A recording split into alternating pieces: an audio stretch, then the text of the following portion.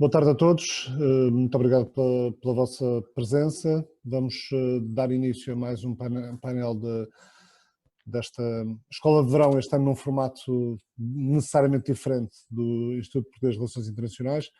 Gostávamos todos de estar em Óbidos, certamente, não estamos, mas não é por isso que deixamos de refletir e debater sobre temas da maior importância. Pandemia e ordem internacional foi o modo escolhido para este último painel. Vão estar connosco três professores universitários, a professora Maria Raquel Freire, da Faculdade de Economia da Universidade de Coimbra, e os professores Carlos Gaspar e Nuno Severino Teixeira, do Instituto Português de Relações Internacionais, da Faculdade de Ciências Sociais e Humanas da Universidade Nova de Lisboa. Eu começava por dar a palavra a Maria Raquel Freire. A pandemia está certamente a acelerar tendências na ordem internacional.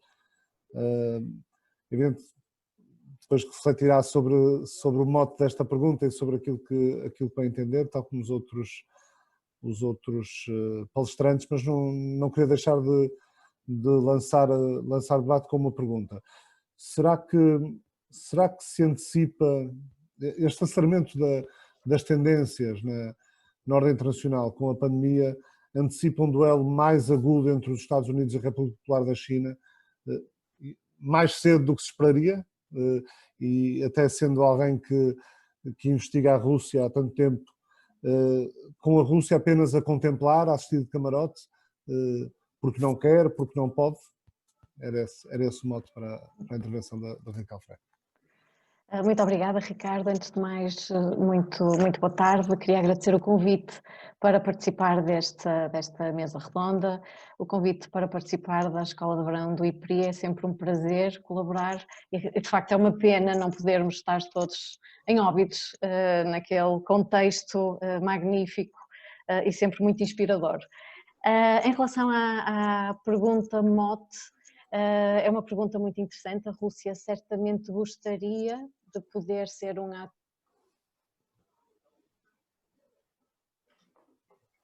e de normas que pudessem contribuir para a alteração da ordem internacional, mas diria que a sua capacidade é algo limitada nesse sentido.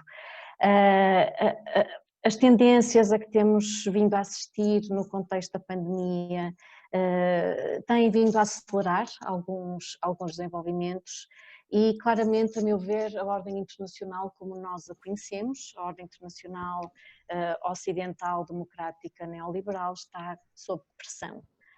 A ideia subjacente à criação desta própria ordem foi claramente evitar um novo confronto à escala mundial, foi promover um sistema internacional multilateral, foi evitar os extremismos a que assistimos nas décadas de 30, 40 e aquilo que parece estar presente é um desafio aos valores e aos princípios que foram então postos em marcha. Estes desafios vêm de potências revisionistas, como o Ricardo referiu. Eu sublinharia aqui claramente a Rússia e a China, por razões diferentes, mas também por algumas que são próximas, mas vêm também de problemas económicos e financeiros, de crises a que temos assistido, de eleitorados descontentes, ou seja, também são resultado de dinâmicas e de processos que esta própria ordem gera. E, no entanto, quando nós olhamos os vários descontentamentos e as derivas nacionalistas, populistas, na realidade eu não consigo ver um movimento a nível internacional coordenado e com organização suficiente e capaz de promover um sistema alternativo àquele que é a ordem liberal vigente. Se nós quisermos pensar, por exemplo, nos BRICS, há uns anos atrás eu trabalhei esta dinâmica, o grupo estava a atravessar um período de algum dinamismo, digamos assim, e era muito interessante olhar a narrativa deste grupo e o discurso que ele pretendia oferecer de uma ordem alternativa, e portanto uma ordem que se pretendia mais justa, mais equitativa, onde as relações sul-sul deveriam ser privilegiadas e até muito interessante no âmbito dos BRICS, a forma como se criaram algumas instituições, e, por exemplo, o novo Banco de Desenvolvimento, que foi promovido na altura, como uma instituição espelho do Fundo Monetário Internacional, do Banco Mundial, e, portanto, no fundo, a replicar aqui algumas instituições existentes e a demonstrar que sem a condicionalidade que estas instituições exigiam, seria possível apoiar projetos de desenvolvimento. Enfim, apesar das desconexões e dos diferenciais que existem entre os Estados que pertenciam a este grupo, estava presente esta retórica da ordem alternativa, que sabemos que não se concretizou, e com a crise financeira, com a crise e os problemas no Brasil, na Rússia, enfim, a China acabou por tomar a liderança e acabou por esboroar um pouco esta dinâmica. Mas o que é interessante notar, portanto, há estas tentativas, portanto, existem alguns movimentos, ou pelo menos uma narrativa de contestação no sistema internacional, mas é interessante notar que, quando falamos da China ou falamos da Índia, não podemos esquecer que estes países emergiram dentro das regras do próprio sistema capitalista neoliberal. E, portanto, apesar desta contestação, na realidade a China várias vezes já o tem dito, que não é contra o Ocidente, que não pretende derrubar a ordem económica neoliberal, mas antes atuar em complementariedade com esta e com os atores desta. E, portanto, a primeira ideia que eu gostava daqui deixar é que, a meu ver, os maiores desafios que nós temos ao sistema internacional não vêm apenas de fora, portanto, da China, da Rússia, de outros atores revisionistas, e já lá iremos, mas vêm também de dentro. E esta, para mim, é uma dimensão fundamental e que precisa de ser repensada. E aqui, só para exemplificar, e de certeza que o Carlos e o Nuno vão tocar em alguns destes pontos, a questão da crise nas relações transatlânticas, a forma como nós, ainda esta manhã, debatíamos noutro contexto, a questão da NATO, da necessidade de repensar a própria NATO, os desentendimentos no quadro da União Europeia em diferentes matérias, os limites ao próprio exercício da democracia em países da União Europeia, como a Hungria, a Polónia. Enfim, temos várias questões dentro desta própria ordem normativa e de valores que claramente colocam obstáculos e questionam a própria solidez e coerência do sistema e desta ordem enquanto ordem dominante. Também muito interessante, agora olhando para o olhar não ocidental, deixem-me colocar isto nestes termos, digamos assim, há muitos autores, a ordem democrática neoliberal, com um entendimento de que é demasiado radical e, portanto, que necessita de ser contestada. E, portanto, esta agenda da questão das liberdades de expressão, de direitos humanos, da questão da censura, etc. E, portanto, o respeito por um conjunto de princípios e de valores que marcam esta ordem, é lida noutros contextos como sinónimo de domínio ocidental e como sinónimo da prevalência dos interesses económicos e políticos de uma agenda materialista que se impõe de forma hegemónica. E, portanto, isto é a leitura que muitos autores na China e na Rússia vão tendo.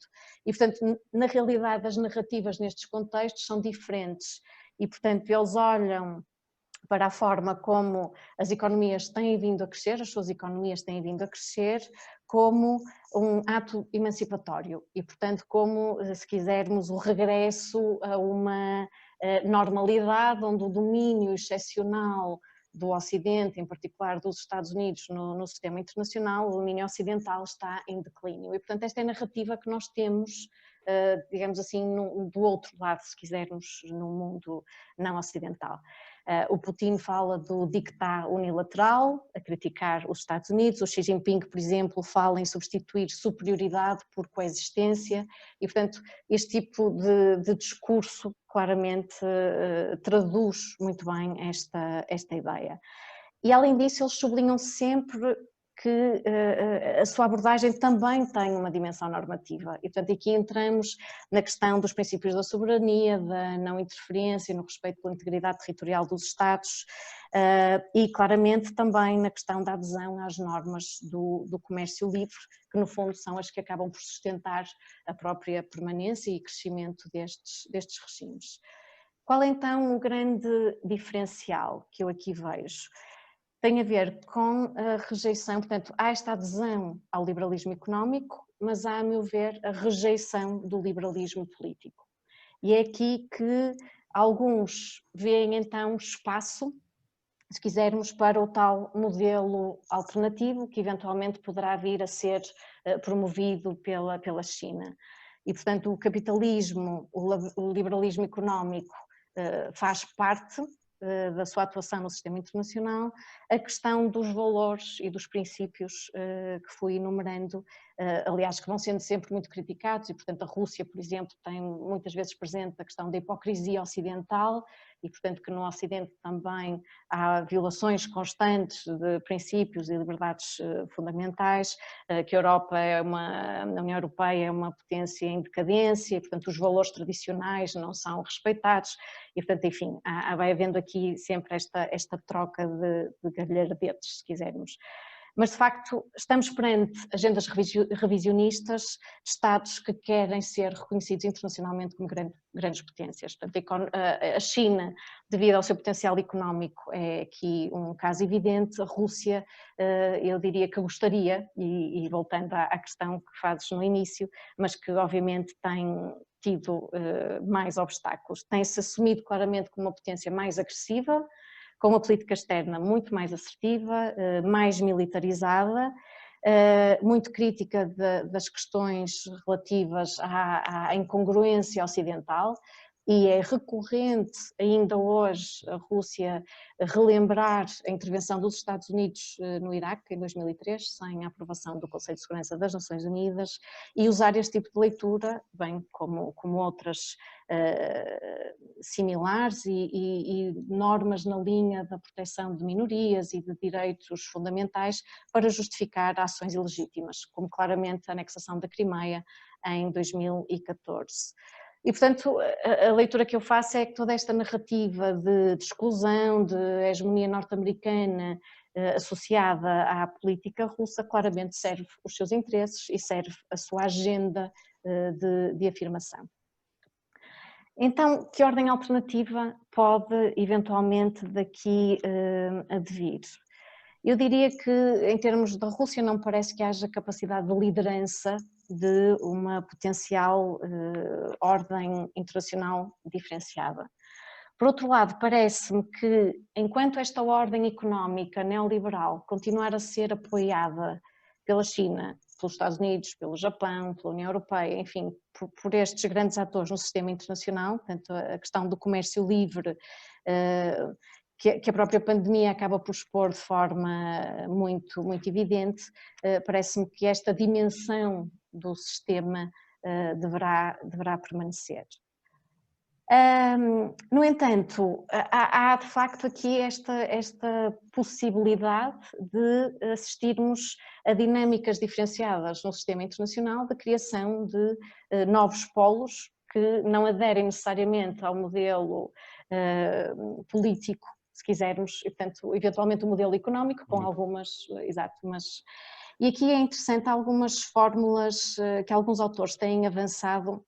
Obviamente isto é ainda muito, eu diria que deixa ainda muito em aberto e, portanto, são fórmulas, mas, por exemplo, a Sharia fala de uma ordem internacional multiflex, portanto, multiflexível, em que ele argumenta que encontraríamos aqui elementos da ordem liberal que vão permanecer, mas que acabam por estar imbuídos de uma grande complexidade de ordens internacionais múltiplas, que acabam por se entrecruzar. E nesta mesma linha, a Trine Flockhart também avança com o conceito de multi-order system, portanto um sistema multi-ordens, em que no fundo o que ela argumenta é que poderemos ter várias ordens com características diferentes que ora se vão sobrepondo, ora vão competindo e que não devemos pensar estas ordens tanto em lógicas geográficas ou em lógicas regionais, mas mais em lógicas identitárias e de identificação, se quisermos, com o outro. E, portanto, no fundo, o que ela nos está a dizer é temos que deixar de pensar as dinâmicas no sistema internacional em lógicas entre Estados soberanos e, se calhar, pensar mais estas dinâmicas entre diferentes ordens que vão eventualmente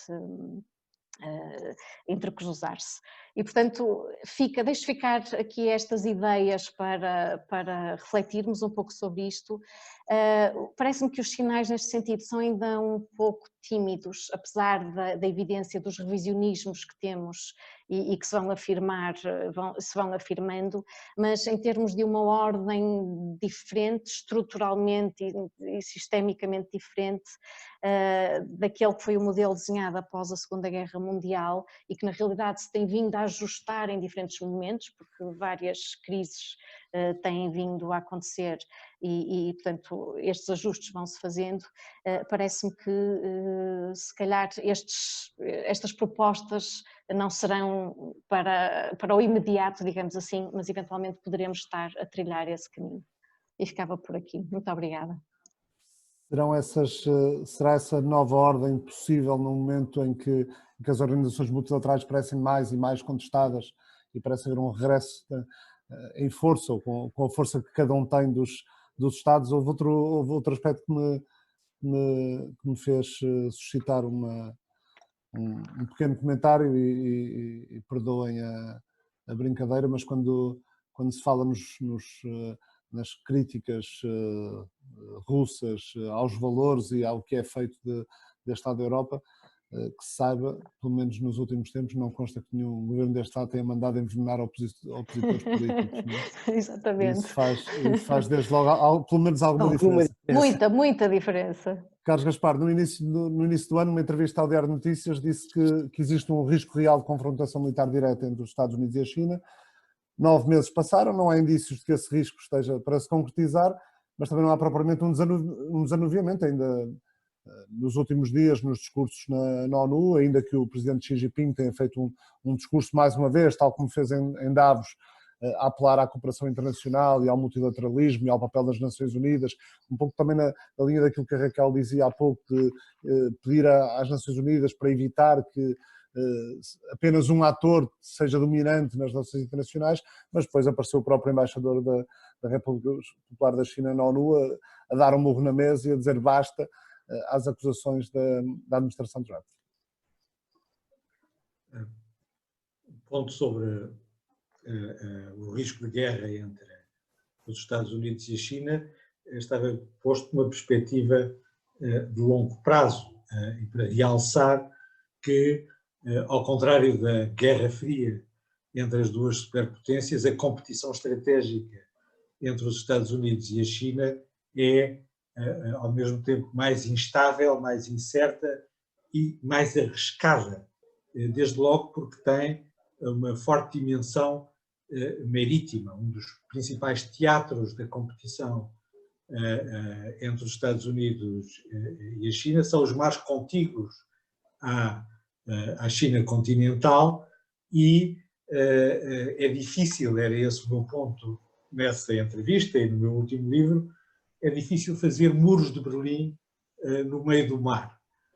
E nesse sentido os riscos, a possibilidade de incidentes que depois podem dar origem a escaladas é maior no meio marítimo, onde a competição é real e continua a ser real, não apenas no Estreito de Taiwan, também nos mares do sul da China e no mar da China Oriental.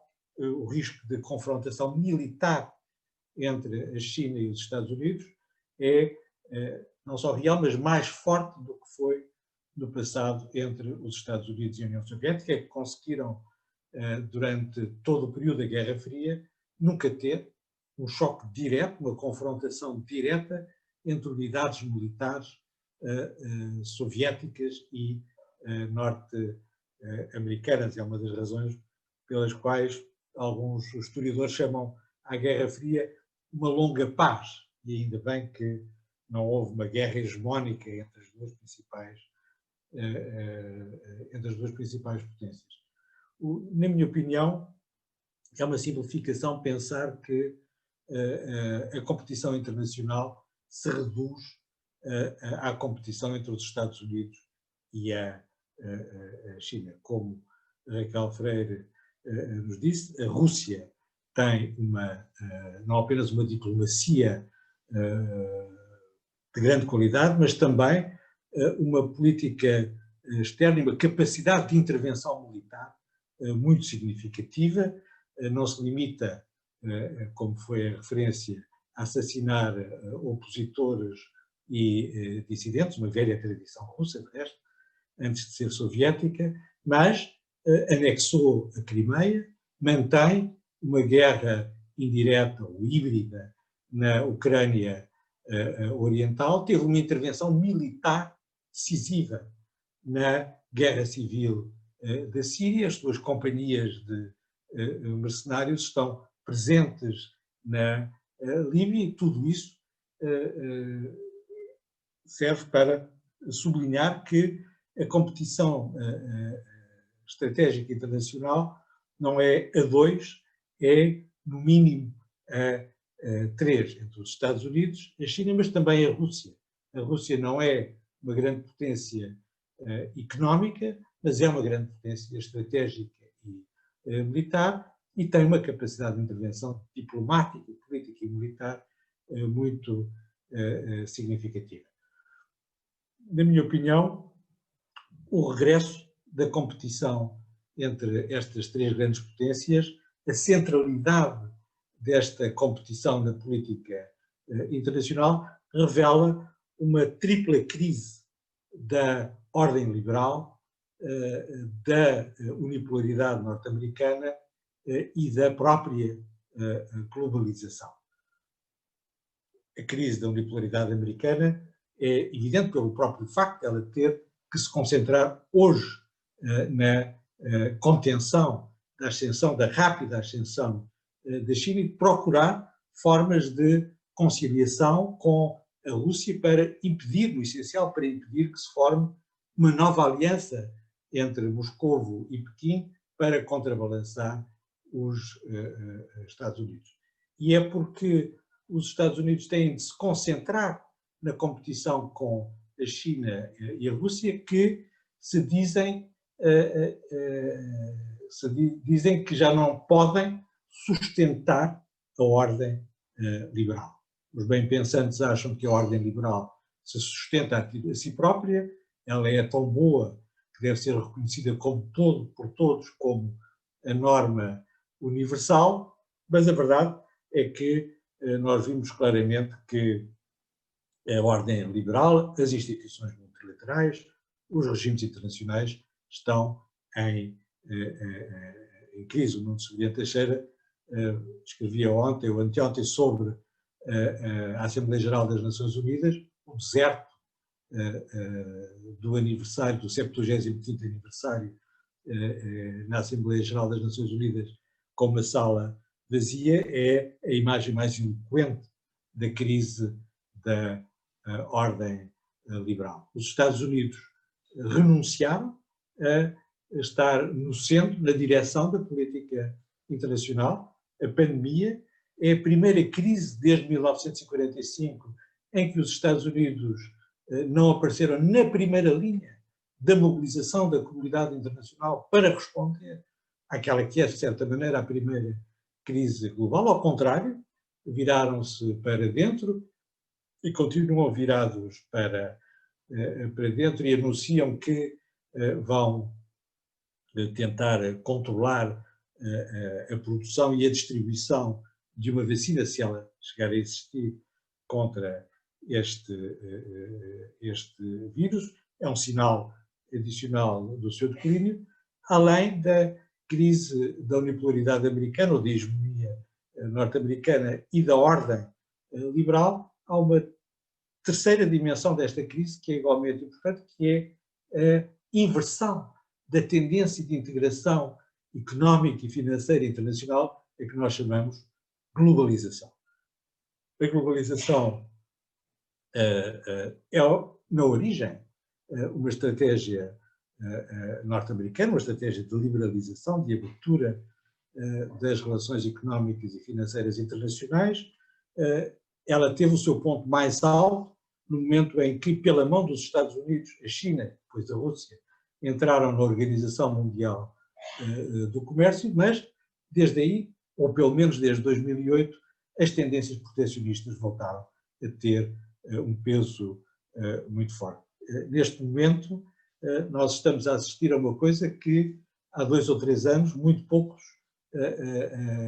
aceitavam como possível, que é um desacoplamento, uma separação das 2 maiores economias mundiais, da economia norte-americana e da economia chinesa, um desacoplamento económico e um desacoplamento tecnológico que vão pôr fim à globalização como nós a conhecemos, e que em todo o caso marca uma inversão da tendência de integração internacional.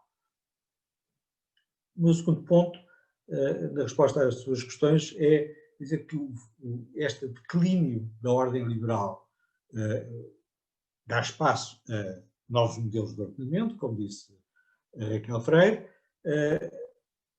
A inversão da tendência de globalização, por sua vez, pode reforçar, e tem reforçado, na minha opinião, as tendências de regionalização. Não apenas as tendências de reforço dos Estados nacionais, que foram muito evidentes na resposta à epidemia, mas também uma tendência de reforço das tendências de regionalização. E, de certa maneira, nós estamos a passar de uma ordem global, de uma ordem liberal, multilateral, com uma capacidade de integração à escala global, para uma ordem arquipelágica, em que há várias esferas regionais. E isso é evidente em 2 ou 3 casos mais ou menos próximos de nós. O mais importante e o mais impressionante é a emergência de uma grande Ásia, que acompanha a extensão da China. Nós estamos num contexto em que há uma quase aliança entre a Índia e o Japão, o que era impensável, mais uma vez, há 3 ou 4 anos. E essa ligação entre a Ásia do Sul e a Ásia Oriental, entre o centro da Ásia do Sul e o antigo centro da Ásia Oriental, existe porque há bem a percepção de que podemos estar a assistir à construção de uma Ásia unipolar, centrada na China continental. E a China confirma a sua centralidade nessa grande Ásia quando demonstra que é capaz de ter conflitos abertos, quer no Estreito da Formosa, com a República da China em Taiwan e com os Estados Unidos, quer na linha de demarcação com a Índia nos platôs do Tibete.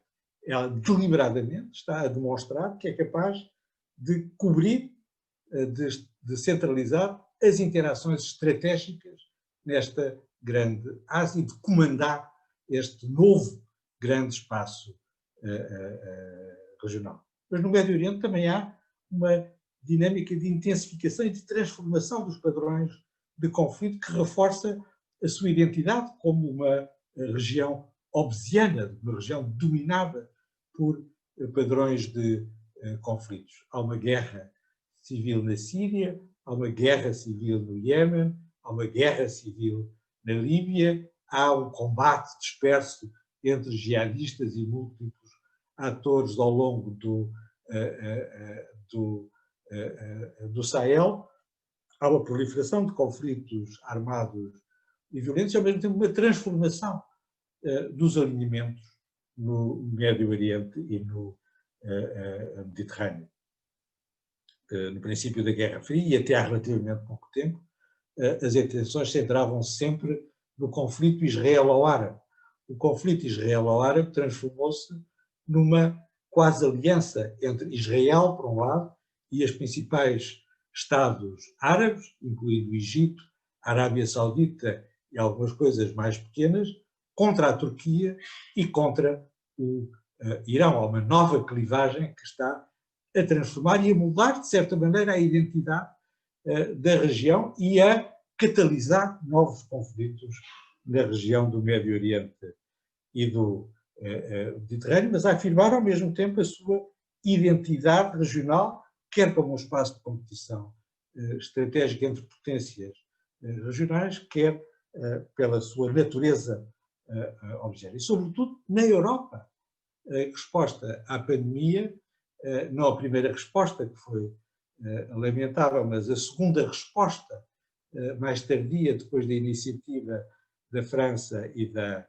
Alemanha, que esteve na origem do Programa de Recuperação Económica apresentado pela Comissão Europeia e aprovado no Conselho Europeu, mostra um novo elan na integração europeia, que é feita agora sob o signo da soberania europeia, para usar a forma do presidente Macron. E esse plano de recuperação europeia tem igualmente traços protecionistas muito fortes. Trata-se de reindustrializar a Europa, de recuperar a competição das indústrias europeias e de relocalizar as cadeias de valor para reduzir drasticamente a dependência europeia, designadamente em relação à China, um sinal adicional de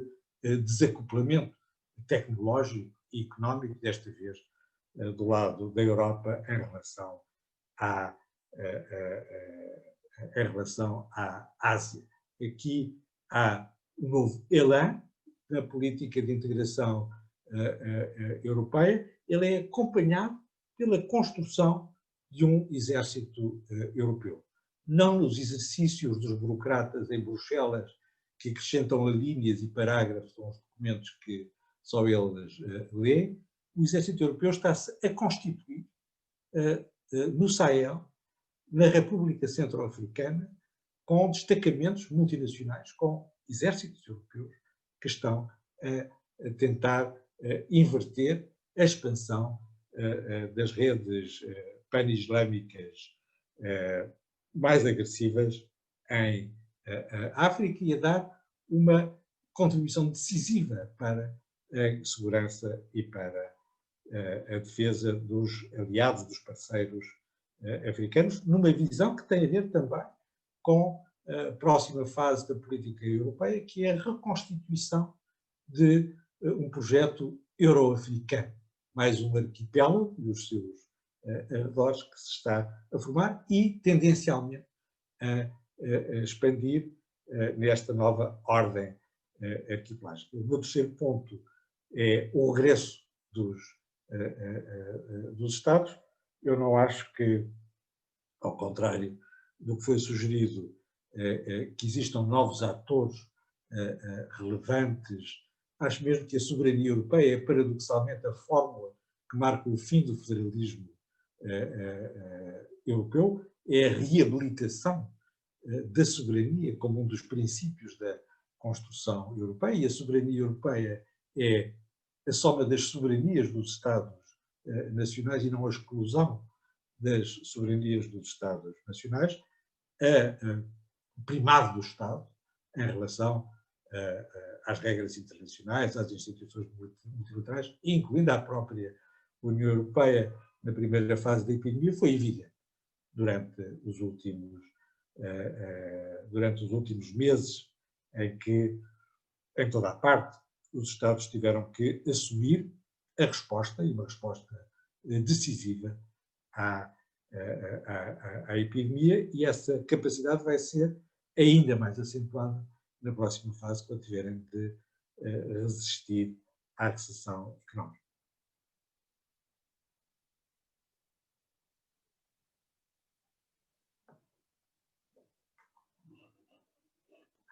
Desculpa, tinha desligado o microfone. Um artigo seu no Sr. Teixeira, um artigo seu no Jornal Público em julho, começava assim: se o mundo livre não mudar a China comunista mudará o mundo livre. Citava Kissinger mas o que o velho diplomata e político disse há 48 anos a Richard Nixon está, na sua opinião, mais atual. A China está a mudar o mundo livre e gostava de associar esta questão e este mote para a sua reflexão a uma declaração que li esta semana precisamente também no Público, em que o presidente da Conferência de Segurança de Munique, Wolfgang Ischinger, admitia ou dizia que a ordem internacional estava a desmoronar.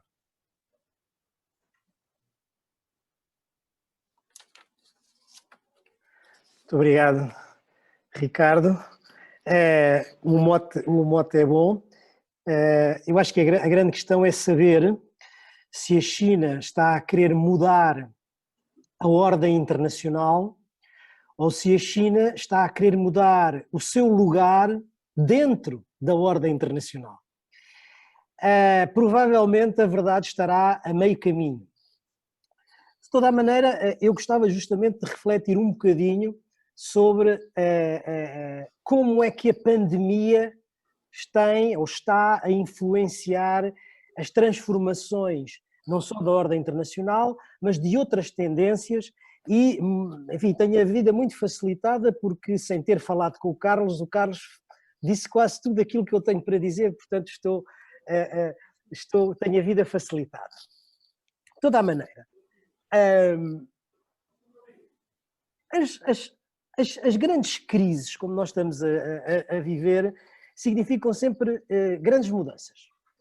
E sejam guerras, sejam grandes crises económicas, sejam pandemias, o que importa é que eles são, como dizer, choques estratégicos que afetam as sociedades globalmente, ou seja, afetam as suas economias, afetam o sistema político e afetam muitas vezes a ordem internacional. E eu acho que é isto que, em certo sentido, nós estamos a assistir. Ou seja, claro que isto com as guerras é muito mais evidente, ou seja, ninguém tem dúvida que a seguir ao Congresso de Viena em 1815 o mundo mudou completamente, ou a seguir ao Tratado de Versalhes em 1919 mudou completamente, ou em 45, ou depois da queda do Muro de Berlim, quer dizer, são coisas muito evidentes.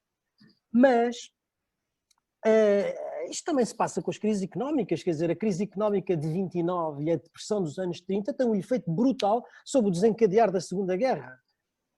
E os historiadores que têm essa mania de olhar para trás também perceberam que as pandemias ao longo da história têm um potencial muito disruptor, se não é igual ao das guerras, digamos, aproxima-se do potencial disruptor das guerras. Quer dizer, é uma epidemia no exército de Atenas que na Guerra do Peloponeso leva à derrota de Atenas e, portanto, ao fim da sua hegemonia do mundo antigo. Ou a peste negra como um fator fundamental no desmantelamento do sistema feudal e na emergência dos Estados modernos, no sentido westfaliano. E, portanto, quer dizer, as pandemias têm, de facto, funcionam de facto como esses choques estratégicos e nós estamos a ver isso hoje, não é? A Covid-19 tem dimensão global e vai ter, como estamos a ver, digamos, consequências globais. Começou por um choque sanitário, mas, quer dizer, já tem um choque económico, é claro, o choque político também já se fez sentir e vamos ver o que é que acontece ao sistema internacional, porque isso ainda é um pouco uma incógnita. O que aconteceu é que, durante o confinamento, aquela gente toda pôs-se em casa, não tinha nada que fazer, e não há Zizek, não há Agamben, não há Krastev, não há não sei o quê que não se tenha posto a escrever. E dentro dessa gente toda, eu diria que há vejo duas linhas, uma para quem a pandemia está a ser uma ruptura, ou está a significar uma ruptura do ponto de vista histórico com o passado, e outra linha que diz não, isto não está a ser nenhuma ruptura, tudo isto já estava em marcha e o que a pandemia está a fazer é acelerar essas tendências que vêm de trás. Eu, olhando para aquilo que tenho visto, parece-me que esta segunda linha colhe melhor, ou seja, aquilo que estamos a assistir aproxima-se mais do acelerar de tendências do que da ruptura de sentido da história. Eu vou refletir isto sobre 3 tendências que me parecem aceleradas, algumas das quais o Carlos Gaspar já falou e uma outra a Raquel. E essas 3 tendências são o retrocesso ou a reconfiguração da globalização. Alguns mais ousados chamam-lhe a desglobalização. O segundo é precisamente o regresso do Estado ou o reequilíbrio da relação entre o Estado e o mercado. E o terceiro, justamente, do ponto de vista internacional, essa questão se estamos ou não estamos a entrar no mundo pós-americano. Em relação à globalização, este fenómeno já vinha a ocorrer. Porque se olharmos para alguns indicadores, como é, por exemplo, o rácio do comércio internacional sobre o PIB, ou o rácio do investimento direto estrangeiro sobre o PIB, ele já vinha a cair sustentadamente desde 2008. Portanto, é alguma coisa que começa com a crise financeira de 2008, mas que se torna politicamente visível quando a administração de Trump começa a ter políticas de ataque à globalização, ao livre comércio e, portanto, quando as políticas protecionistas começam a fazer-se sentir. Ora bem, isto não quer dizer que a globalização vai acabar. O que, do meu ponto de vista, vai acontecer é um reequilíbrio entre, como o Carlos estava a dizer, a globalização e a resistência que os Estados ou até as organizações regionais, como a União Europeia, vão colocar à globalização, sobretudo nos seus pressupostos mais, à falta de outra palavra, diria neoliberais, ou seja, a desregulação completa do ponto de vista económico e financeiro, a privatização total, a vitória completa do mercado sobre o Estado. Esses pressupostos eu julgo que acabarão por se ver um pouco mitigados.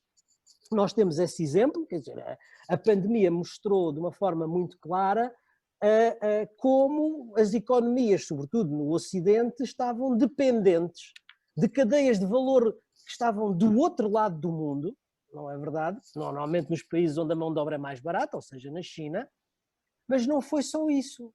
É que como os transportes eram fáceis e eram baratos, os países e as áreas regionais, ou seja, o caso da União Europeia, deixaram de armazenar, deixaram de ter reserva estratégica, porque era fácil ir buscar. Ora bem, esta tomada de consciência da dependência faz com que, e isso já começou, nós estamos a ver isso na União Europeia, os Estados Unidos já estão a fazê-lo de uma forma bastante mais assertiva, como agora se diz, não é? Mas é reduzir a sua dependência. Primeiro, diversificando fontes de fornecimento. Segundo, encurtando cadeias de valor, ou seja, trazendo-as para mais próximo, do ponto de vista, digamos, se não nacional, pelo menos da sua área regional. E depois, apostando em novas tecnologias, a digitalização, a robotização, a impressão 3D, todas essas coisas que serão apostas daquilo que é a reindustrialização para reduzir, obviamente, a dependência. Estes fenómenos vão ter um impacto enorme no decoupling entre as duas maiores economias do mundo. E isso, obviamente, terá um impacto sobre a globalização, sobre o travar, o frenar da globalização. Portanto, eu diria, relativamente a este ponto, quer dizer, obviamente, não vai acabar. A peste negra não pôs fim à Rota da Seda, nem pôs fim às descobertas marítimas. E a Covid-19 também não vai pôr fim à globalização, mas vai reequilibrá-la. Vai reconfigurá-la, vai mitigá-la e creio que os seus pressupostos serão mais regulados. Agora, o que acontece é que a globalização estendeu-se, desenvolveu-se, tornou-se dominante e não foi acompanhada por um sistema político de regulação. E é isso que faz com que, digamos, tenham disparado as desigualdades, tenham disparado exponencialmente, digamos, as assimetrias regionais e sociais no interior dos países, e também já agora exponencialmente o vírus, porque não fomos capazes de ter nenhuma coordenação para o gerir. Portanto, a não existência de um modelo de regulação gerou isto. E o que eu acho que se tentará a partir de agora é um modelo de regulação. Ora, um modelo de regulação exige Estado. E esta é a segunda tendência que eu vejo que acelerou, que potenciou. Ou seja, o regresso do Estado. O regresso do papel do Estado. Desde Thatcher e do Reagan, que a globalização, que a privatização e a desregulação da economia cresceu, a globalização levou isso ao extremo, não é? E, portanto, apagou as soberanias em função das redes, apagou o Estado em função do mercado, e o que a pandemia veio mostrar é que, apesar de tudo, esses mecanismos não são capazes de resolver este problema.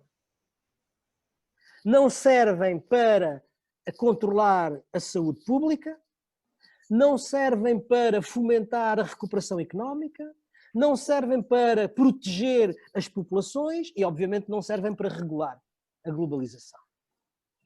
E, portanto, a resposta à pandemia, tendo sido eminentemente nacional, portanto, foi diferente dos vários casos, discutimos ontem aqui na sessão, não vou entrar nessa matéria, nos modelos políticos da regulação, da gestão da pandemia, mas há aqui uma outra coisa que eu acho que é importante sublinhar e que é o seguinte: o consenso social, a liderança, o papel da liderança política e a capacidade do Estado, os recursos do Estado foram fundamentais para o sucesso ou fracasso da forma como se geriu a pandemia.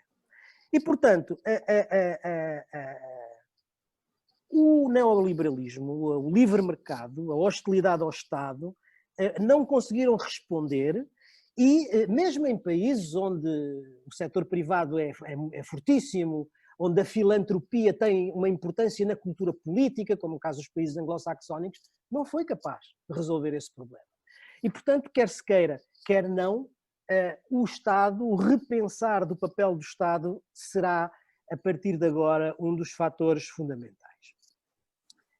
Não quer dizer que o mercado acabou, não acabou. Não quer dizer que a globalização não acabou. Os GAFAM, não é? As grandes tecnológicas, aí estão para o mostrar, mas em certo sentido nós vamos assistir a uma tensão, se calhar em certos momentos mais agudos, a um conflito entre o Estado e o mercado, e digamos que o papel do Estado vai ser, ou será seguramente, repensado no seu equilíbrio estratégico com o mercado. Finalmente, para não tomar muito tempo, a questão da ordem internacional que o Ricardo colocava no início e da relação entre a China e os Estados Unidos. Também aqui a tendência já vinha de trás. A tendência já vinha de trás, quer dizer, Xi Jinping chega ao poder em 2013, isso significa o reforço do autoritarismo no plano interno e o reforço, digamos, da afirmação internacional da China, que coloca como objetivo estratégico para o país a hegemonia global em 2049, portanto, 100 anos depois da Revolução Chinesa, e isso claramente é uma afirmação importante, digamos, do ponto de vista internacional. Por outro lado, em 2016, quando Trump chega e inverte os pressupostos da hegemonia internacional da política externa norte-americana e os substitui pelo América primeiro, abandona a ideia, digamos, da ordem multilateral, que aliás começa a atacar a todos os níveis, mas sobretudo, se nós olharmos para a estratégia de segurança americana a partir de 2017, ela identifica já, digamos, claramente as suas ameaças, e a China figura nessas suas ameaças. E, portanto, a partir de 2016, 2017, esta dinâmica de rivalidade, de choque entre as duas estratégias é bastante clara. Dir-me-ão, então o que é novo com a pandemia? Eu acho que há, de facto, novidade com a pandemia. Porquê? Porque entre 2017 e 2020, até a eclosão da pandemia, essa rivalidade se centrava basicamente no plano comercial, económico e tecnológico. Estamos a falar da guerra das tarifas, estamos a falar da guerra tecnológica pelo controle do 5G, não é? E estamos, em certo sentido, a falar já de algumas esferas de influência com a nova Rota da Seda. Mas estamos a falar ainda de rivalidades tecnológicas e económicas. A pandemia mostrou dois modos completamente diferentes de gerir politicamente a pandemia e duas formas, digamos, internacionais de procurar influenciar a cena internacional e as organizações internacionais. Portanto, nós a partir da pandemia temos dois modelos políticos explicitamente em confronto, temos uma retirada, uma retirada estratégica, digamos assim, americana que desaparece da liderança da crise, temos uma tentativa de penetração ou de ocupação desse vazio estratégico por parte da China dentro das próprias organizações multilaterais, a começar pela OMS. E, portanto, como é que eu interpreto isto? Eu acho que o patamar da rivalidade, que até aqui era económico e tecnológico, tomou um cariz político e diplomático internacional. E, portanto, subiu, digamos assim, subiu de patamar. Não vale a pena, podemos deixar isto depois para a discussão na seguir, digamos, o problema do nacionalismo da vacina, essa coisa toda, mas eu acho que as pessoas dizem assim, então, mas neste momento, o que é que isto quer dizer? É cedo para dizermos o que é que vai acontecer do ponto de vista internacional. Digamos, os modelos híbridos a que a Raquel referiu certamente serão um caminho. Agora, de uma forma generalizando, simplificando o que é complexo, digamos assim, acho que nós temos três cenários que são possíveis.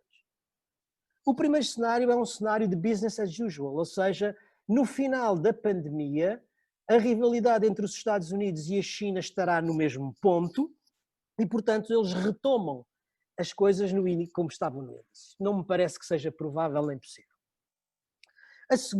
O segundo cenário, de uma forma também simplista, é a confirmação da tendência de reforço de declínio americano e de reforço da hegemonia chinesa como grande potência. Eu estou de acordo com o Carlos que a Rússia é um ator que conta, mas não tem a dimensão global para estruturar-se como, do meu ponto de vista, para estruturar-se como um verdadeiro polo das relações internacionais, que eu julgo que se orientarão para esta dinâmica entre a China e os Estados Unidos.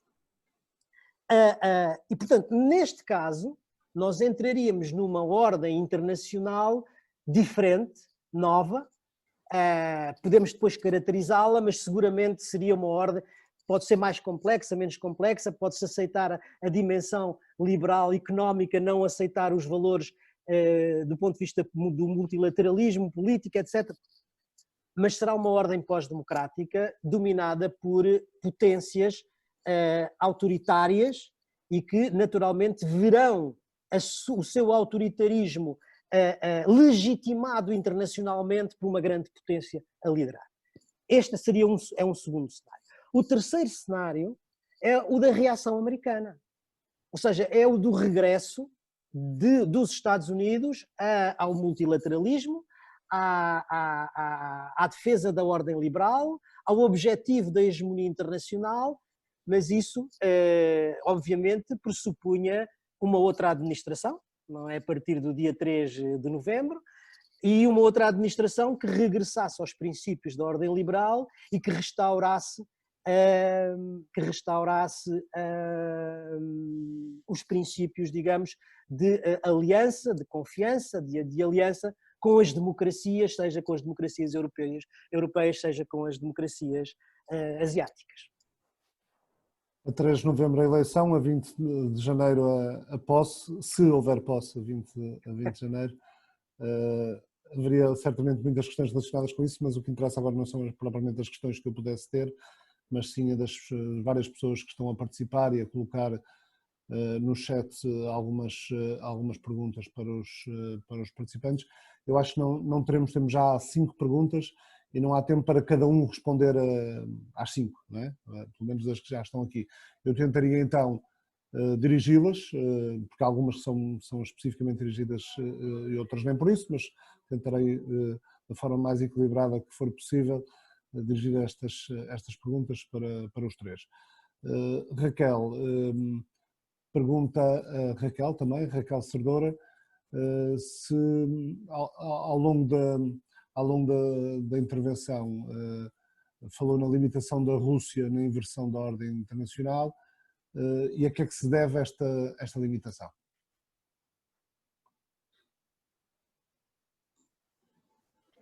Sim, falei porque na realidade eu considero que a Rússia enfrenta vários limites, apesar, como dizia há pouco, de ser uma presença importante no sistema internacional e não lhe tiro essa relevância de todo. Na realidade há dimensões muito concretas que nos mostram aqui alguns limites. Se calhar, para exemplificar exatamente o que eu estou a dizer, começar por falar na questão da credibilidade, da própria credibilidade e da legitimidade de algumas das ações russas, e portanto a anexação da Crimeia é novamente aqui o exemplo por excelência. Estamos a violar a integridade territorial de um Estado, uma potência que se diz soberanista por natureza, respeitadora da ordem e do regime das fronteiras. Na Europa, na realidade, viola este regime de fronteiras. Isto tem implicações, tem um custo, se quisermos, político e moral, em termos da leitura que podemos fazer deste ator.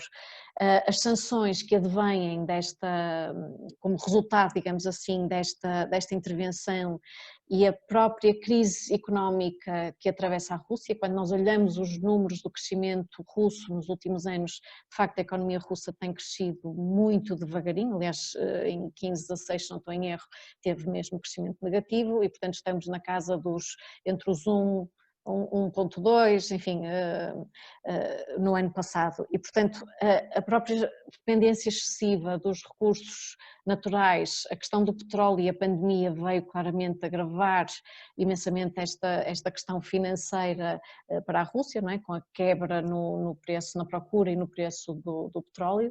E, portanto, a Rússia precisa do barril de petróleo a $40 e não estando a esse nível, de facto, o impacto na sua economia é enorme. Só para termos uma ideia, entre final de 2019 e abril de 2020, os preços caíram na casa dos 80% e, portanto, isto tem um impacto imenso na capacidade financeira. E não esquecer que uma intervenção como a anexação da Crimeia, a destabilização do Donbass, não é? Do leste da Ucrânia, por exemplo, já para não falar de outros hotspots, digamos assim, significa um custo muito grande no orçamento russo. E, portanto, na realidade, na Crimeia, quem paga as pensões, quem paga os salários dos funcionários públicos, portanto, quem tem que manter a península a funcionar, portanto são os cofres russos. E portanto temos aqui um esforço financeiro enorme, digamos assim. Portanto há aqui uma dimensão, se quisermos, mais política, mais moral, há a questão económica que é evidente e depois há a questão da política interna. E de facto no Kremlin as divisões são claras e portanto Putin tem estado a fazer um jogo de gestão, simplificando naturalmente, uma ala mais liberal e de uma ala mais conservadora que tem estado par a par. E, portanto, temos uma ala mais liberal que tenta pressionar no sentido de que as relações com o Ocidente continuam a ser importantes, não podemos cair numa excessiva dependência da China e, portanto, a aproximação à China, o pivô Ásia na política russa é fundamental, desde 2015 que se iniciou e agora com a pandemia, desde a anexação da Crimeia, etc., obviamente que se vem a consolidar, mas os russos temem a dependência excessiva da China e, portanto, esta ala mais liberal, se assim lhe quisermos chamar, chama a atenção para a necessidade de manter algumas portas abertas com o Ocidente, em particular com a União Europeia, uma vez que as relações com os Estados Unidos são um pouco mais difíceis. E depois temos a ala mais conservadora que advoga esta proximidade claramente à China como forma de oposição aos Estados Unidos, como forma de afirmação da própria Rússia neste sistema internacional, mas que na realidade demonstra a dificuldade que a Rússia está a ter em termos da gestão destes diferenciais. E, portanto, Putin tem assumido uma postura em que tenta de alguma forma conciliar estes diferenciais, mas não é muito fácil. Acho que isso acaba por se tornar evidente em exemplos como a questão da revisão constitucional e os princípios que aí estão enquadrados, a questão de que Putin sente que eventualmente a escolha de um sucessor é um exercício demasiado difícil neste momento e, portanto, quer deixar em aberto a possibilidade de poder permanecer no poder.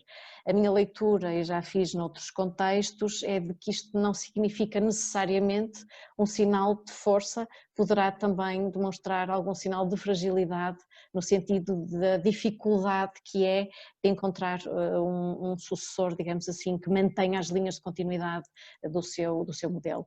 E, portanto, nós temos aqui vários ingredientes, se quisermos, em termos das políticas russas, a nível interno e a nível externo, que apontam para algumas debilidades e para algumas fraquezas e, portanto, apesar de a nível militar, obviamente a Rússia continuar a ser um ator muito relevante, evidente, aliás a intervenção na Síria quis demonstrar isso mesmo e deixar isso de forma clara. Na realidade há aqui todo um contexto que cria algumas limitações à Rússia e é por isso que eu tenho, portanto, apesar desta política mais assertiva, mais militarizada, de demonstração de força e de poder da Rússia, há aqui toda esta dimensão que limita de algum modo esta sua capacidade de atuação internacional. Dirigia ao Carlos a pergunta do Álvares Carvalho, que diz geoestrategicamente qual deverá ser o papel da Europa. O Carlos falava no reforço das tendências regionais, não lhe cheguei a perguntar se é um reforço da Europa como bloco ou se internamente depois há tendências regionais que podem, por seu lado, dilacerar a Europa e enfraquecê-la ainda mais num contexto da ação global, digamos assim. Mas a pergunta do Álvares Carvalho vai nesse sentido, ou seja, qual deverá ser o papel da Europa entalado entre três blocos, Estados Unidos, Rússia, Eurásia e China, num mundo em que é previsível o fim do multilateralismo e o privilegiar de um modo de relações bilaterais de natureza puramente transacional. Depende da evolução da política norte-americana, desde logo. Se o presidente Trump for reeleito no dia 3 de novembro, as coisas são necessariamente muito diferentes do que para os europeus, que têm uma relação de dependência estratégica e militar institucionalizada no quadro da NATO, muito forte em relação aos Estados Unidos. E justamente o presidente Trump, quando foi eleito pela primeira vez, anunciou uma revolução na política externa norte-americana. Como era previsível, ele não teve condições e não quis levar essa revolução na política externa norte-americana até ao fim nestes anos, mas pode, se tivermos como mandato, avançar nesse sentido. E é importante nós sublinharmos nesse quadro que o presidente Donald Trump tem uma estratégia de separar os Estados Unidos dos seus aliados. É essa a revolução. Os Estados Unidos tiveram sempre uma estratégia de alianças, é isso que dá aos Estados Unidos uma vantagem comparativa muito importante, primeiro em relação à União Soviética e agora em relação à China ou em relação à Rússia. O presidente Donald Trump, ao contrário, acha que as alianças e, sobretudo, as grandes alianças permanentes são um fardo excessivo que limitam a liberdade estratégica, a autonomia estratégica dos Estados Unidos e que fazem parte do passado. No primeiro mandato, o presidente Trump não hesitou em pôr fim à parceria do Pacífico, que tinha sido negociada longamente com o Japão e com a Austrália, mas sobretudo com o Japão, que depois reconstituiu esse quadro. A parceria do Pacífico era um instrumento crucial para conter, no domínio económico, a hegemonia regional da China. Mas o presidente Donald Trump, o mesmo que liderou a escalada contra a China e a estratégia de desacoplamento que se tornou provavelmente irreversível entre os Estados Unidos e a China, o mesmo não teve a menor hesitação em pôr fim à parceria transatlântica. E há boas razões para temer que, se ele for reeleito, também não hesite em pôr fim à NATO. Isso altera de uma maneira muito substancial a posição da Europa. Não só os equilíbrios, mas também os europeus, mas também os alinhamentos da Europa. Sem NATO, sem a garantia estratégica dos Estados Unidos, a Alemanha pode querer transformar-se numa potência nuclear e não é evidente que essa transformação possa ser aceita pela Grã-Bretanha e pela França, se fizer neste contexto de ruptura e de tensão, e tanto mais porque, obviamente, uma decisão do presidente Donald Trump pôr fim à NATO, retirar os Estados Unidos da NATO, pode significar, é esse o preço que os Estados Unidos podem estar preparados para pagar para um rapprochement com a Rússia. E essa dupla combinação de uma convergência entre os Estados Unidos do presidente Trump e a Rússia do presidente Putin e o fim da garantia estratégica nuclear norte-americana que garante a segurança e a defesa da Alemanha pode mudar tudo nos equilíbrios europeus. Nós estamos todos a tratar estes assuntos como se não fosse verdade que as grandes crises trazem grandes mudanças, mas elas podem mesmo trazer grandes mudanças mais cedo do que mais tarde.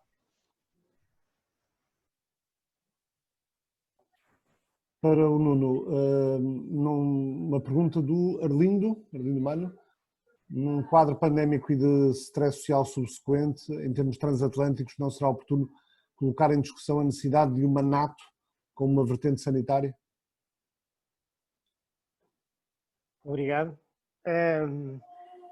Eu e a Raquel já esta manhã discutimos aqui largamente a NATO no quadro de um outro seminário. E eu acho que o que o Carlos estava a dizer é a questão central. Ou seja, uma dimensão sanitária ou outra qualquer exige de uma organização como a NATO que ela funcione politicamente como uma aliança. Ou seja, que haja confiança entre os seus Estados-membros e que haja uma liderança. Ora, é isso que hoje, de facto, não temos dentro da Aliança Atlântica. Não temos uma liderança, porque a liderança da NATO, que foi sempre a liderança americana, não o quer ser, e porque, pela política da administração Trump, de descredibilizar desde logo o artigo 5º, ou seja, o cerne, a essência da aliança, cria uma desconfiança entre os aliados que mina, digamos assim, a credibilidade e a efetividade da aliança. Portanto, aquilo que nós vamos enfrentar a partir do resultado das próximas eleições americanas é crucial. É crucial para a ordem internacional, mas é crucial para a segurança europeia.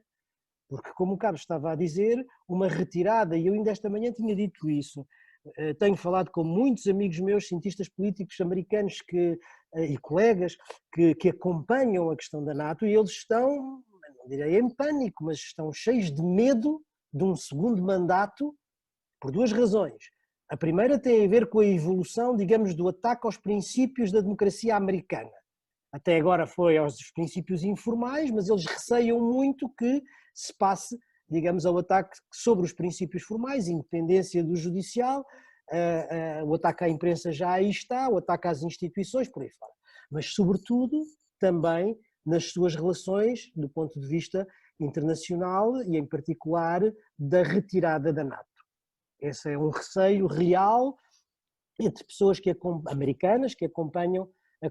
Se isso acontecesse, ou se isso acontecer, na verdade, isso coloca, e em conjunção com a eventual posição da Rússia, isso coloca os europeus numa situação de segurança muitíssimo delicada. E não é só a Alemanha, não é verdade? Porque a violação da Crimeia, que é um precedente que nós conhecemos de 2014, tornar-se-á outras violações, tornam-se-ão muito mais fáceis sem, digamos, a proteção da NATO em relação, estou a pensar nos países bálticos, desde logo. Portanto, é uma situação muito difícil, muito delicada e que depende.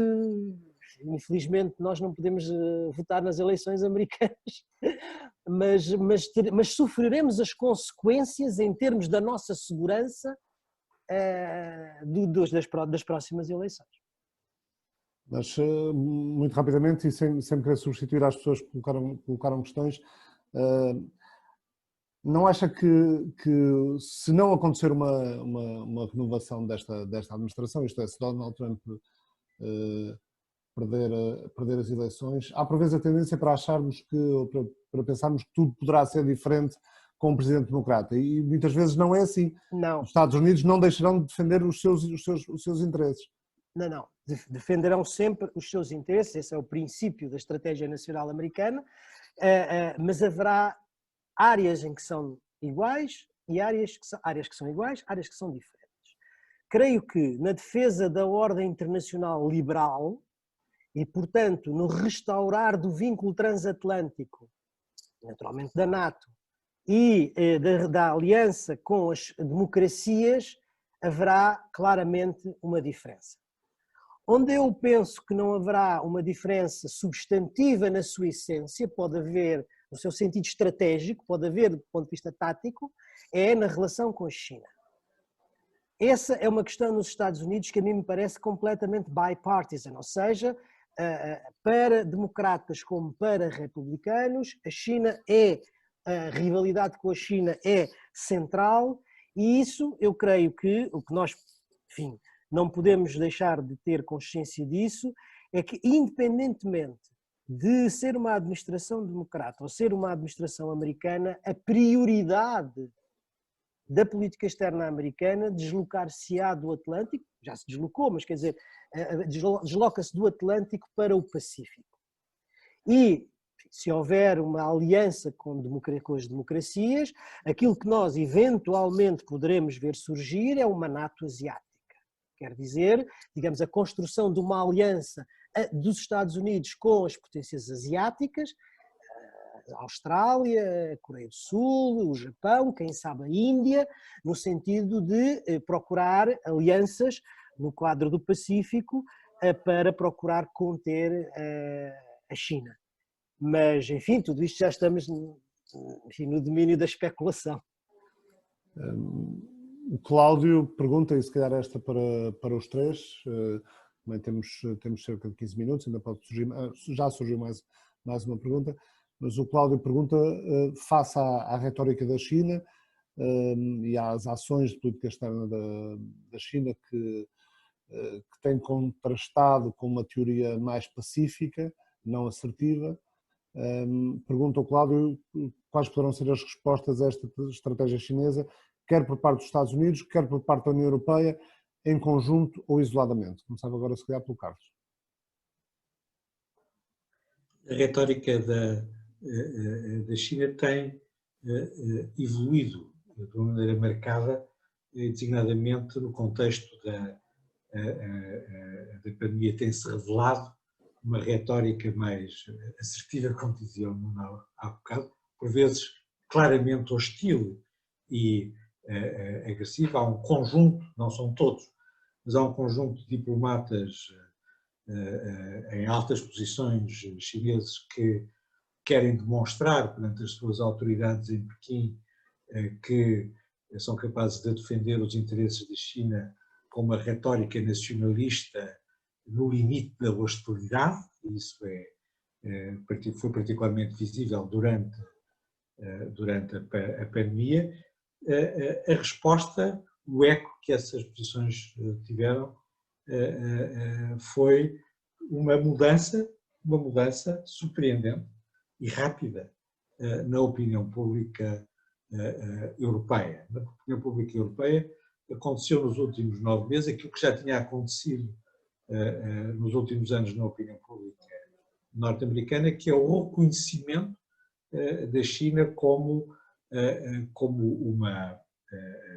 uma ameaça à segurança europeia, não apenas como um rival económico, mas como uma ameaça à segurança europeia. E a agressividade, a assertividade dos diplomatas, dos wolf diplomats, dos diplomatas lobos chineses, confirmou de certa maneira essa percepção de ameaça. A questão da Huawei, também da próxima geração, e a capacidade de penetração chinesa desses sistemas, a criação de esferas de influência tecnológica que podem perturbar as relações entre os Estados Unidos e a Europa e põem certamente em causa a autonomia estratégica europeia, onde a China puder ter acesso a esses sistemas de quinta geração, ela tem uma capacidade de penetração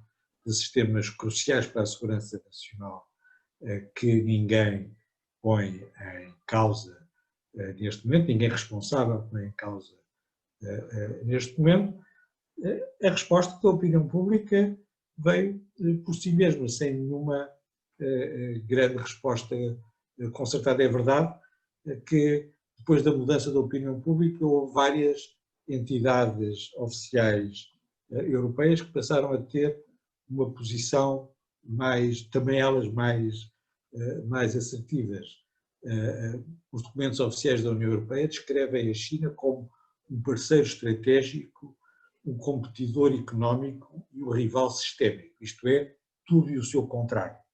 Mas no último discurso da Presidente da Comissão Europeia, ela substituiu a fórmula parceiro estratégico por parceiro negocial, que é um downgrading muito significativo, sobretudo para um personagem e é importante ser uma Presidente alemã que faz isso. Na Alemanha há um grande debate sobre a questão chinesa, designadamente no Bundestag, também na opinião pública, e é interessante ver as novas gerações, quer na democracia cristã, quer no Partido Social Democrata, a tomarem uma posição muito forte contra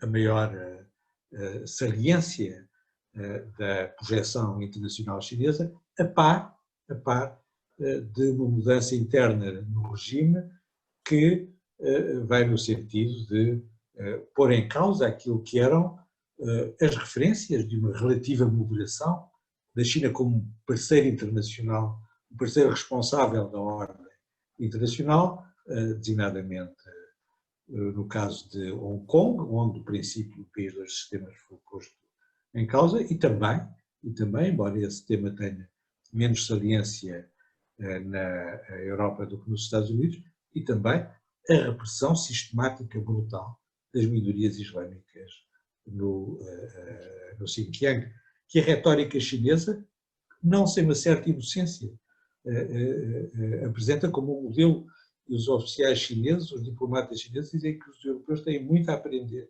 com a China no tratamento das minorias islâmicas.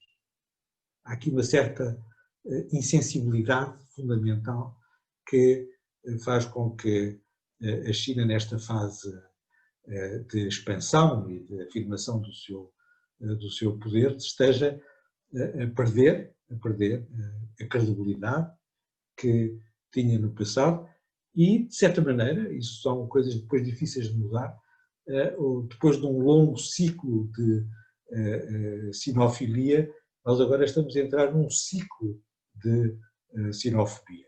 Ainda não chegou a Portugal, mas a Portugal as coisas chegam sempre no dia seguinte, mas vão de cá chegar também. Obrigado, Carlos Gaspar. Maria Raquel Freire. Em relação a esta questão, queria só acrescentar um aspecto que tem a ver com o impacto da pandemia na própria forma como a Rússia e a China se vão posicionando na ordem internacional. E por vezes não é muito falado, mas de facto a questão da pandemia afetou imensamente, por exemplo, o projeto da Belt and Road Initiative chinesa e, portanto, criou aqui vários constrangimentos. Houve vários países que, no fundo, fizeram pedidos à China no sentido de que a sua dívida fosse perdoada de alguma forma, ou que houvesse aqui um reajustar, uma reestruturação, digamos assim, tanto dos pedidos de empréstimos, etc. E a China foi confrontada com uma situação complexa, porque os investimentos são enormes, são massivos. O facto de perdoar ou reestruturar as dívidas tem um impacto na própria gestão financeira da China em relação a estes investimentos e pode até gerar algumas críticas internas em termos da atuação do regime. Por outro lado, se a China exige o pagamento das obrigações em falta, não é, a estes países, poderíamos estar perante um problema enorme a nível regional, mesmo a nível global. E, portanto, tem havido alguns projetos no âmbito da Belt and Road Initiative que foram suspensos, alguns já não estão neste momento no mapa para serem concretizados. Tem havido uma concentração dos investimentos no Sudeste Asiático, portanto há aqui também da parte da China uma tentativa de reajustamento, digamos assim, a estes desafios e, portanto, só deixar esta nota porque, por vezes, vou falando das limitações da Rússia, por vezes não vamos falando das limitações também de um país como a China, porque, obviamente, também desacelerou face às consequências da pandemia. Nuno Sereno Teixeira.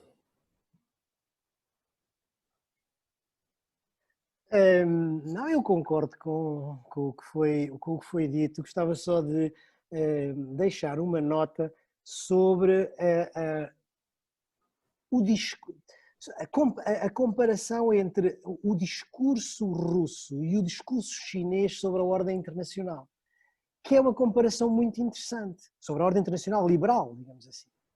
Porque o discurso russo é uma narrativa clara, aberta, digamos, de oposição em relação, explícita, aberta, em relação à ordem internacional. O presidente Putin diz que o liberalismo é uma coisa obsoleta, a ordem internacional multilateral está obsoleta, temos que restaurar a ordem internacional com base numa política de potência onde, obviamente, tudo se joga entre três polos, a Rússia, a China e os Estados Unidos, e mesmo no plano regional, quer dizer, vamos acabar com essa história da União Europeia, porque eu, Moscovo, relaciono-me com Berlim e com Paris. É um discurso ostensivo, aberto, claro, explícito contra a ordem liberal. O discurso chinês é muito mais interessante, porque é muito mais subtil. Isto é bom para os meus amigos construtivistas que dão atenção à linguagem e à narrativa poderem trabalhar. A Raquel já se está a rir. Que é, usando os conceitos e a linguagem da ordem liberal, vão reescrevendo na prática essa ordem liberal sob os mesmos conceitos e a mesma linguagem. E isto é uma operação muito interessante para quem se preocupa com este tipo de coisas, não é? Provavelmente mais eficaz. Ainda tempo para mais uma pergunta. O Cláudio colocava a questão da crise de legitimidade dos atores políticos, e uma crise de legitimidade que não afeta só os atores políticos das democracias. Afeta também a pandemia veio afetar também a legitimidade e a imagem dos líderes políticos em regimes menos democráticos, mais autoritários. Isto é assim na vossa opinião?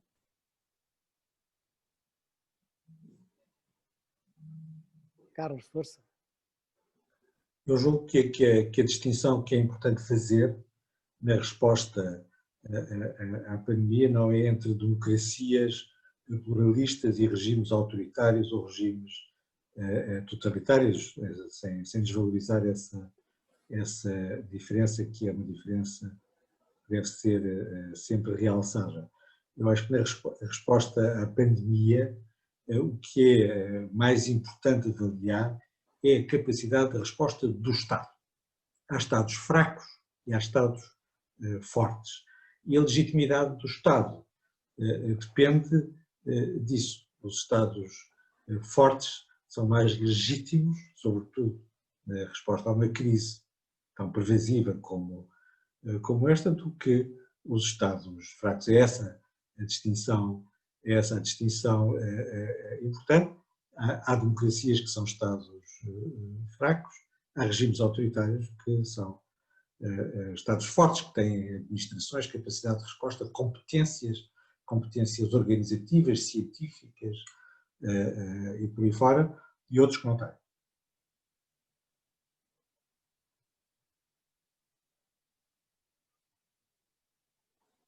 Raquel? Obrigada. Se calhar só para exemplificar com o caso da Rússia é interessante, porque clarissimamente no início, em particular no início da gestão da pandemia, a Rússia assumiu-se como um Estado fraco. E, portanto, na linha do que o Carlos estava aqui a dizer, e, portanto, aliás, Putin retraiu-se, afastou-se um pouco da gestão da pandemia, deu grande margem de manobra aos governadores. O Presidente da Câmara de Moscou acabou por ser um dos grandes dinamizadores de algumas iniciativas em termos do início das medidas de contenção, enfim, de combate à pandemia, se assim quisermos. Mas isso também não é uma forma de alijar responsabilidades?